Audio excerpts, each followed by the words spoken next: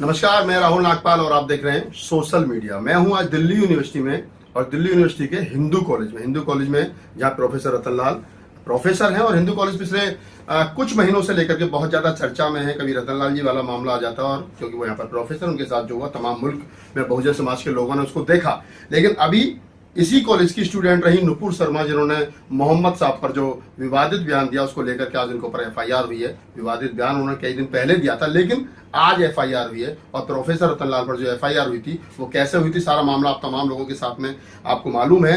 Professor साहब, स्वागत है आपका। थोड़ा सा बताइए कि सरकार ने आपको रात के अंधेरे में उठाया और जेल में ठूस दिया, और नुपुर शर्मा ने आप ही के कॉलेज की स्टूडेंट रही है, छात्रा रही है, उन्होंने जिस प्रकार से 5-7 दिन पहले विवादित बयान दिया, अदर कंट्रियों का प्रेशर बना, तब जाकर एफआईआर हुई। सरकार अपनों पर रहम कर रही है। देखिए, मुद्दा क्या है उस पर मैं नहीं बोलूंगा। चाहे मैंने जो स्टेटमेंट दिया हो, चाहे नुपुर ने जो स्टेटमेंट दिया हो, उस पर मैं नहीं बोलूंगा जी। ये पूरा प्रशासन, दिल्ली पुलिस की फंक्शनिंग और सरकार की फंक्शनिंग जो है, इस पे बोलना लाजमी है और मैं बोलना भी चाहूंगा। देखिए, नुपुर शर्मा बड़े लोग हैं, शर्मा है, भारतीय जनता पार्टी की राष्ट्रीय प्रवक्ता हैं और बड़े ब्यूरोक्रेटिक फैमिली से हैं, पुराने बीजेपी से उनके घर के संबंध रहे होंगे। बड़ी फैमिली, शर्मा फैमिली, ब्राह्मण फैमिली। हाँ, शर्मा फैमिली। मैं कहाँ अदना सा रतनलाल, हिंदू कॉलेज का शिक्षक, यहाँ जो छात्र पढ़ते हैं वो समझते हैं कि पूरी हिंदू कॉलेज उनकी जागीर है, और शिक्षक जो पढ़ाते हैं तो कुछ भी नहीं होते हैं। तो खैर, बड़े बड़े लोगों की बड़ी बड़ी कथाएं हैं और जाहिर है कि उन्होंने जो स्टेटमेंट दिया है उस पर दुनिया में जो रिएक्शन है वो तमाम रिएक्शन आप देख ही रहे होंगे। और जो national international pressure, both national कम इंटरनेशनल ज्यादा प्रेशर और छोटे छोटे मुल्क का प्रेशर है, जिसकी वजह से भारत सरकार को झुकना पड़ा है। और प्रेशर क्यों है? धर्म सिर्फ नहीं, इसमें भारत सरकार और भारत सरकार के जो चाहने वाले बिजनेसमैन हैं उनका भी इंटरेस्ट जुड़ा हुआ है। ये बड़ी बात है। तेल, गैस, फूड स्टाफ, सबका बिजनेस का भी खेल है। तो मिडिल ईस्ट में उधर जितने अरब मुल्क कंट्रीज हैं, वहां पे अडानी अंबानी का सबका बिजनेस है। तो ज्यादा टेंशन बढ़ेगा तो करोड़ों डॉलर का नुकसान हो सकता है।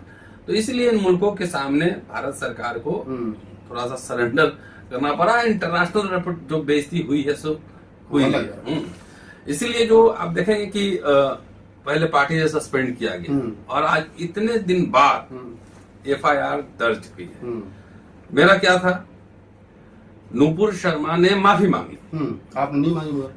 नुपुर शर्मा ने माफी मांगी। लगातार हमने सोशल मीडिया पे पढ़ा कि मीडिया वालों, लोगों, मेरा घर का एड्रेस नहीं बताओ, मेरे जान को खतरा है। इतने बड़े, दुनिया के सबसे बड़े राष्ट्रीय पार्टी राष्ट्रीय प्रवक्ता जैसे सोशल मीडिया पे गिरगिरा रही कि मेरा एड्रेस मत पब्लिक करो और फोन नंबर मत पब्लिक करो, ये खतरा है। माफी भी मांग रही। हमारे केस में मैंने जो कुछ भी कहा, मतलब मैंने माफी मांगा, कुछ डिलीट किया, राइट जी। और खतरा, धमकियां तो मुझे कम थोड़ी मिल रही थी। वो सारे ट्विटर पे, फेसबुक पे बाहर प्रोटेस्ट किया यहाँ पे, और धमकियां मुझे भी मिल रही थी। और मेरा तो पूरा पब्लिक था। तो नहीं डरे हम। क्यों? क्योंकि फर्क यही है कि मैं समझता हूं कि देश संविधान से चलेगा, कानून से चलेगा। हम माफी मांगने वालों की परंपरा में नहीं।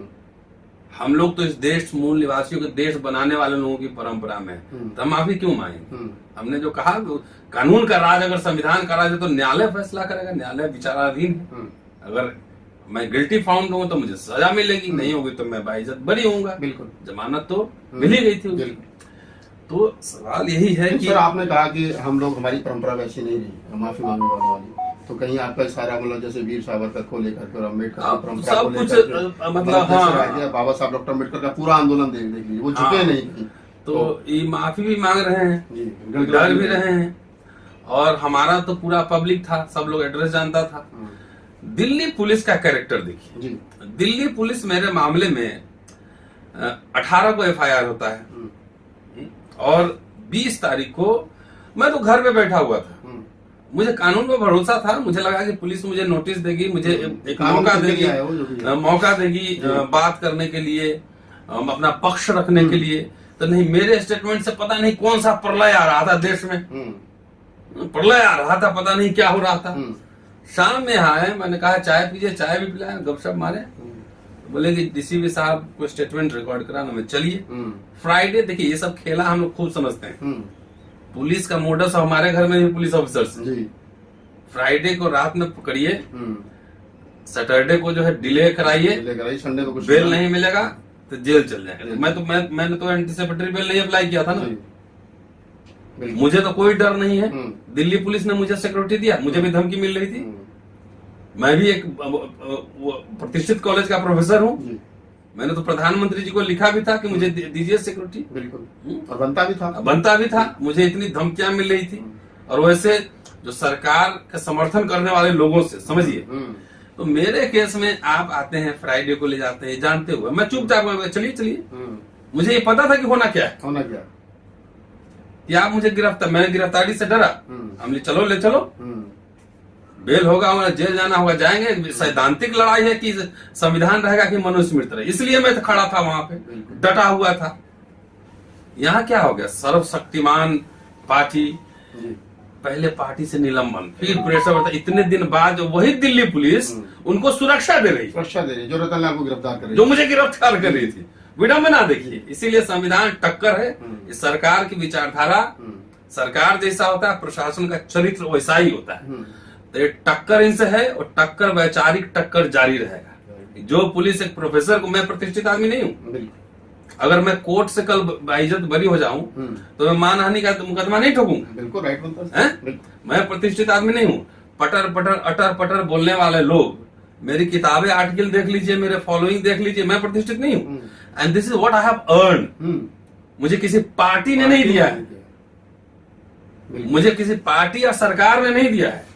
मैंने अपना रेपुटेशन मैंने अर्न किया है, लिख कर, बोल कर, काम करके समाज में अर्न किया है। तो मेरी प्रतिष्ठा नहीं, मतलब आपके पांव चरण, हमारे पांव लात। तो ये इनका जो डुअल कैरेक्टर है दिल्ली पुलिस का भी और सरकार का, वो सरकार के इशारे पे काम हो रहा है उसमें, कि वही पुलिस वहां पे सुरक्षा दे रही और आपको गिरफ्तार कर रही। अब देखते हैं ना कि नुपुर शर्मा को शनिवार को 4 बजे, पहले अभी तो FIR हुआ है, गिरफ्तारी होती है नहीं होगी अभी, तो मतलब भविष्य गर्म है सारी। तो चलिए, ये सब तो राजनीतिक मसले हैं, और बेसिकली मोदी साहब जितना बाबा साहब का नाम ले लें, लेकिन मेरे ही केस में दिख गया कि कितनी हड़बड़ी थी, और उनको इस बार एक बहादुर आदमी से पाला पड़ा था, है ना।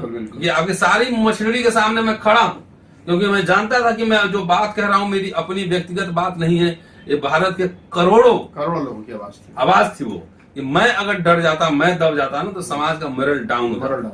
इतनी धमकियों से और सब जेल जाने से डरता, तो डाउन हो जाता। इसीलिए मैं करोड़ों लोगों को मैं रिप्रेजेंट कर रहा हूँ। जी। तो सर, जैसे नुपुर शर्मा वाला मामला है, जिसमें जैसे आपने बताया कि बिजनेसमैन जो हैं, जो भारत के टॉप कुछ मोदी जी के फ्रेंड सर्कल एक बिजनेसमैन होगा, जिनके लिए कहा जाता है कि मोदी जी कुछ लोगों के लिए ज्यादा काम करते हैं, या सरकार, भारत सरकार उनके लिए ज्यादा काम करती है। विदेशी प्रेशर के साथ साथ कंट्रियों के, विदेशी जो कंट्री है उनके साथ साथ उनका भी ज्यादा प्रेशर है। फंडामेंटल बात समझिए, जहाँ पे बहुत सारा नुकसान हो जाए, पब्लिक सेक्टर यूनिट मजबूत होती है, वहां पे प्राइवेट प्लेयर्स जो है ना, पानी भरते हैं। भाई, इसी देश में इंदिरा गांधी, जवाहरलाल नेहरू के जमाने में भी देखिए, बैंक को नेशनलाइज कर दिया, कर दिया ना भाई। आप कांग्रेस से आप एग्री हो, डिसएग्री हो, लेकिन बैंक को नेशनलाइज किया। जो उनके सामने किसी पूंजीपति की हिम्मत होती थी आंख दिखाने की, क्योंकि पब्लिक सेक्टर यूनिट मजबूत था। मोदी जी के शासन काल में पब्लिक सेक्टर यूनिट को बेचा जा रहा है। किसको बेचा जा रहा है? बिजनेसमैन को बेचा जा रहा है। तो आपके पास अब है क्या, सेना पुलिस के अलावा?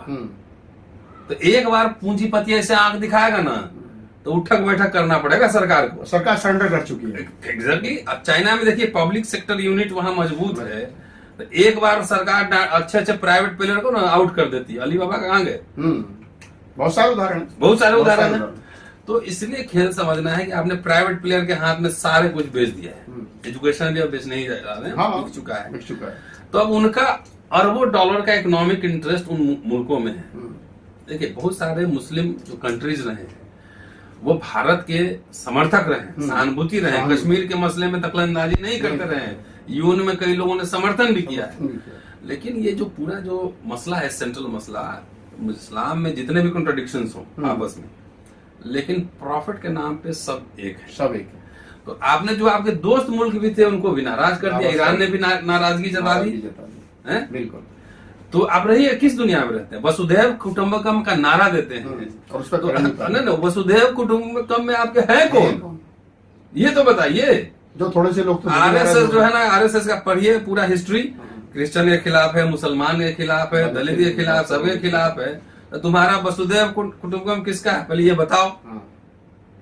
तो इनको नहीं पता है ग्लोबल दुनिया में रह रहे हैं। कुछ लोग बाइकॉट कतर एयरवेज, ट्रेन में चढ़े नहीं होंगे, एयरवेज बाइकॉट कर और कह रहे हैं बीफ निर्यात मत करो। तो इसका मतलब मान रहे हैं कि सरकार बीफ निर्यात करवाती है, तो गो मांस गो माता कहाँ, वो अपनी स्टेटमेंट में फंस रहे हैं। हाँ, तो इसलिए खेल समझिए, ये सब बिजनेस का मामला है। अगर यहाँ प्राइवेट प्लेयर्स के करोड़ों अरबों नुकसान होंगे तो मोदी सरकार हो सकता है गिरा भी दे, और इसमें बहुत सारा इंटरनेशनल प्रेशर होगा।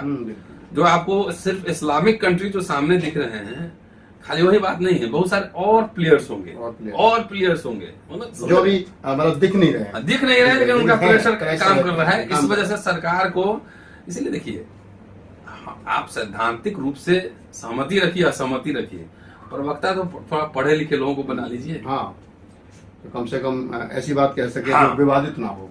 हम लोग तो इतिहास पढ़ते पढ़ाते हैं ना। अब देख लीजिए मेरे यहाँ देखिए कितनी किताबें हैं, ये सब शिव पुराण है, श्री महापुराण है, महामत्स्य पुराण है, शिव पुराण है, तो गरुड़ पुराण है। तो हम तो इसको पढ़ के जो इतिहासकार उसकी व्याख्या कर सकते हैं ना, नहीं कर सकते हैं? एज ए हिस्टोरियन हम बोल सकते हैं, लेकिन इन प्रवक्ता लोग को दिन भर जो है शाम में सब झाऊ झाऊ करने पहुंचता है। कुछ न हिस्ट्री का पता है, न ज्योग्राफी का पता है, न संदर्भों का पता है। इतिहास में संदर्भ का मतलब होता है ना कि किस संदर्भ में कौन सी बातें कही गई। उसमें से दो लाइन अगर कट कर देंगे तो मीनिंग उलट जाएगा। ठीक, बिल्कुल। तो इसलिए चलिए लीलाएं देखिए। हम तो खाली अपने समाज को कहते हैं आप जागृत रहिए, आपके अधिकार सरकार आपको नहीं देगी, आपको बचाना है तो ले लीजिए उनसे। तो दोस्तों, आप प्रोफेसर रतन लाल जी थे, हम दिल्ली यूनिवर्सिटी आए थे, तो मन में जिज्ञासा थी कि सर से बात की जाए, और खासतौर से यही एक दोहरा चेहरा सरकार का आपके सामने आ सके कि रतन लाल वाले मामले पर सरकार कितनी जो है वो एक तरीके से पोजीशन में थी, और नुपुर शर्मा वाले मामले पर बिल्कुल इससे दो विचारधाराओं का आपका स्पष्ट टकराव नहीं, जो कॉन्ट्रास्ट जो है ना, पैरेलल दिख गया दो विचारधाराओं का। एक माफी वीरों का विचारधारा है और एक जो है कामगारों का विचारधारा, श्रमिकों का विचारधारा। ठीक है ना, दोनों पैराडॉक्स इस 10 दिन में दिख गया। 10 दिन में तो अगर आपको हमारा वीडियो अच्छा लगा तो उसको लाइक कीजिए, शेयर कीजिए, कमेंट्स कीजिए, नए हो तो हमारे चैनल को सब्सक्राइब कीजिए, और फेसबुक पेज पर हो तो हमें फॉलो कीजिए। मैं राहुल नागपाल, कैमरामैन शेयर के साथ।